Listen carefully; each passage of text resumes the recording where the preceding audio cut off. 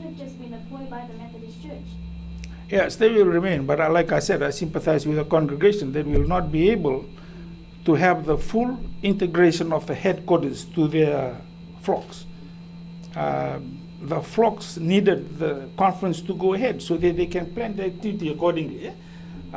Everything has to come back to the headquarters. But now, since the congregation is not, or the conference is not going ahead, it is not the conference members that are affected, it's the flock that will be affected because they are not getting the direction that it's supposed to be getting, they're not getting the policy matters that it's supposed to be getting, and it will affect the general population of the Methodist Church. These people may probably hold their post. These people may probably continue to wherever they may want to be. But how is that affecting the general population? How does that affect the villager who is listening to the preacher in the village and wants some kind of backing or support from the headquarters here, now that the headquarters is dysfunctional, just because there's a few people that are politically motivated that wants to remain in position, despite the difficulties that will bring to the church. So what happens now? Are you going to try to re-engage with the church, give them more conditions, or perhaps look at somewhere else? I think we've exhausted all our avenues. We've, like I said, we've continuously spoken to them. We've had conferences at Prime Minister's level, at the security level, at the military council level. Even in the last weeks after the one-day, previously the Prime Minister approved a one-day conference. They came back and negotiated for 3 days. Upon those other meetings that we had, we approved the 3 days to go ahead, based on the agenda that there was no political agenda involved and all that. And also that, they got to respect the laws of the country. There is a accused person within the hierarchy of the church. If there was to be good leadership, then those accused person needs to vacate their seats, replaced by others. More importantly, the or the last president of the church could have taken the seat and ran the conference. It was merely the leadership of the conference. If they accepted that, we would have let that go. It had nothing to do with who gets chosen back up into the position by the church. That was the conference choice. If they wanted to pick them up, that was their choice. But there has to be perceived respect of the law and the morality high ground that we thought the church would have held in this condition. So I guess it all comes down to the fact that the Methodist Church cannot separate itself from politics. At the moment, it can't. And unfortunately, it should. Or unfortunately, it can't. We would have thought that by now they would have separated themselves from politics. But there are continuous statements within the church that tells us that they don't want to separate church from politics. And unless they do, that church, or the Methodist Church of Fiji, or the headquarters for the Methodist Church, will not function as it should for the sake of its flock. There was speculation that the Prime Minister had his own nominations for the senior members or some reverends to take up the position. Is there any truth to that? No, there is no truth to that. There is no, what shall I say, the Methodist Church is very strict on its constitution. And even getting these three out is probably based on constitutional of the Methodist Church. One would have thought that they not only have the constitution, but they also have the Bible to guide them. But those that are politically motivated would rather drop the Bible and pick the constitution because it safeguards their position. One would have thought from a religious perspective or ethics perspective, you would have perhaps raise the Bible more than the Constitution. But that's a matter of choice for the Reverend based on where you stand. But there is nothing in the Constitution, nor there is in the Bible, that allows the Prime Minister to make any recommendation or any, nominations into any post within the Methodist Church. The Constitution, which allows them to choose from or for a position in the Methodist Church, is very ingrained in their Constitution, and they're trying to follow it by the letter. Eleanor Maslang from the Future Times. You're talking about the morals and the importance of people in, say, the Methodist Church to be ethical. Would the government apply the same principles to all religious organizations? Oh, yes, certainly. And enforce those that are accused of Look, crimes?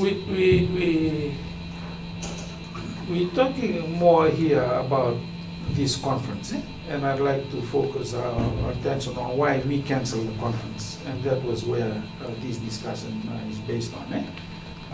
And the Methodist Church conference was refused based on that assumption. It has to come from the church or other denomination, whether their members or the hierarchy of their members are mistreating them or involving politics into their discussions. If politics is involved, then government does not allow that under the public emergency regulation for any conference or any meetings as such that politics is discussed. Timothy Polo from the Future Times. You mentioned, I think we've exhausted all our avenues. Is there any other, which makes, let's say, it's a full stop, there will be no more meeting for the more conference held for the Methodist Church? It has to come from the Methodist Church. We will not, government will not initiate any more discussions or dialogue or negotiations with the Methodist Church. It has now have to come from the Methodist Church. The mere fact that government has continued to lead the negotiations in trying to resolve this impasse has given the Methodist Church the ammunition to continue to push the agenda. So government will now take a step back. Methodist Church will now initiate whatever discussions they want with government, and government will put its conditions on any further negotiations based on what's already occurred and our experience from the last few years that we've had this impasse with the Methodist Church. So if the two reverends decide to step down, is government still willing to issue a permit if the conference to be held? The government's focus or the government's sympathy lies with the flock, with the general public. If that does occur, then, like I said, the Methodist Church has got to come back to government, renegotiate another date, negotiate conditions on how they want this conference to be held. Like I said, we will not put any conditions on whether we can hold another conference or not, but we do sympathize with the Methodist Church population, and we want the public to be served properly, and we want the leadership to make sure that there is transparency and accountability in the leadership. We don't want any meddling of the church and the politics, and those are some of the conditions. The Methodist Church themselves now have to find a solution from within, and not from government. So the agenda was already agreed between both parties a couple of months ago. Was there any other political element in the agenda that government wasn't happy about, apart from the fact that these three reverends were to chair the meeting? Was there any other political element? We've separated all the political elements from the agenda. We made sure that everything in the agenda was only church-based. It was all Methodist Church related. It was to do with the leadership of the congregation. It was to do with the support of the congregation. And we've removed all the political agendas from political issues from the agenda. And that was a go-ahead with the agenda, except for those things that we discussed on the beach. Okay, are there any more questions? One last question. From Tech News. Sir, any assurance to the international community that all is well in Fiji despite cancellation of this conference? Yes, certainly. The peace in Fiji will speak for itself. The impasse with the Methodist Church does not have any international impact whatsoever. This is an internal issue. It is a security issue for the Military Council. It is a leadership issue for the government. It is a transparency and accountable issue for the general population of Fiji. It should not have any international repercussions into our economy or tourism. What we are doing here is looking after the welfare of the Fijian population. We are not doing this to attract any international sympathy. We are doing this merely because we think we should be doing the right thing for the population of Fiji. I know it will be misconstrued by international organizations and international media, but we need to do this, not for them, we need to do this for the public of Fiji. Even though we may get bad media repercussions out of this, but this needs to be done for us. That's number one priority.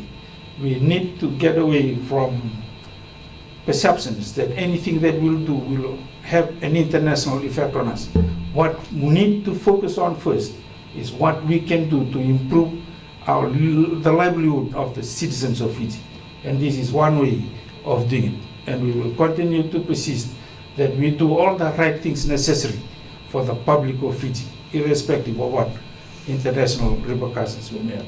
Our number one priority is to look after the population of Fiji, look after the citizens of Fiji. No further questions? I have one for you. This isn't the first time that you've raised issues about how Australia and New Zealand media have been reporting about the events happening in Fiji. Recently, there was an issue you raised last week on an article published by another New Zealand media. Are you going to raise this perhaps with the New Zealand broadcasting standards or authorities in Australia or in New Zealand? In the past, we have actually written letters, and we have gone through the legal or formal process, and we will do it again. It seems to fall on deaf ears over there. I think the issue that I have the most is that the publishers are publishing stories of Michael Field when we know that they would not be published in Fiji, and your publishers and your editors will not allow you to publish them because they're unsubstantiated facts in there, the sources are not credible, etc., etc. There's not much, if Michael Field has a vendetta, which he does, and he's out after to cause instability in Fiji, I can write as many letters as I like to the New Zealand media councils or media organisations, but I believe it falls on deaf ears over there. They're simply not interested. So they haven't sought comments from you or from the government? Again, Michael Field is a liar. He has said that he has tried to contact the Fiji government. My phone number has been broadcast on websites. It's on my email address. You pick up the phone, you can call me as people do all hours of the day and night. I'm always there for comment. Michael Field has never once attempted to contact me. He has never emailed me. And as far as I know, he hasn't contacted anybody in the Ministry of Information. And you all know how accessible we are to the media. So when he says he tries to get a comment from government, he's a liar. He doesn't. You can see I'm really annoyed with him. Yep. So, thanks. Thank you everybody for coming. I hope that we've sorted it all out. Yeah? Good. Let's go to hibiscus. Oh.